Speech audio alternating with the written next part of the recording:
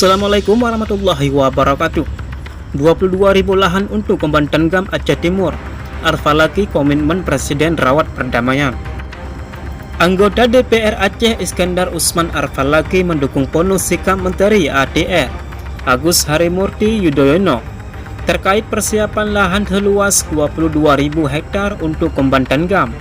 Menurutnya, ini sebagai niat baik dan ketulusan Presiden Joko Widodo untuk memperbaiki taraf perekonomian masyarakat Aceh, khususnya Kombatan Gam.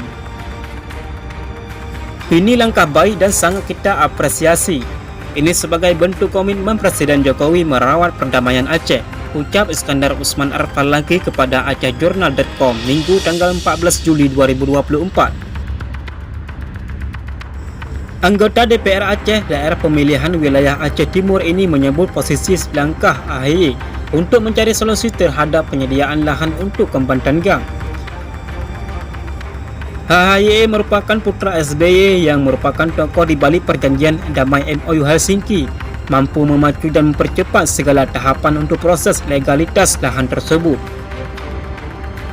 Arfalaki menyebutkan lahan yang disediakan untuk Kombatan Gam tersebut merupakan salah satu komitmen penting dalam MOU Helsinki dan Undang-Undang Nomor 11 Tahun 2006 tentang Pemerintah Aceh. Ini dapat membantu para Kombatan Gam yang kini telah kembali hidup bersama masyarakat.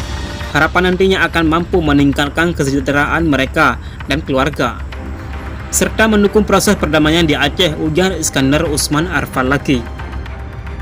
Sebelumnya, Direktur Jenderal Penataan Agraria Kementerian ATR atau BPN Dalu Agung Darmawan mengatakan, pengadaan lahan untuk mantan Kombatan Gam di masa kepemimpinan Presiden Jokowi merupakan prioritas Menteri Agus Harimurti Yudhoyono atau AHY.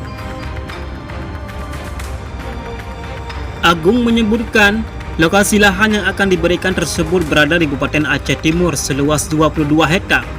Dalam rapat ini kita membahas prosedur legalitas pengalihan lahan hutan untuk lahan produktif yang bisa dimanfaatkan mantan Kombatan Gam, kata Darmawan.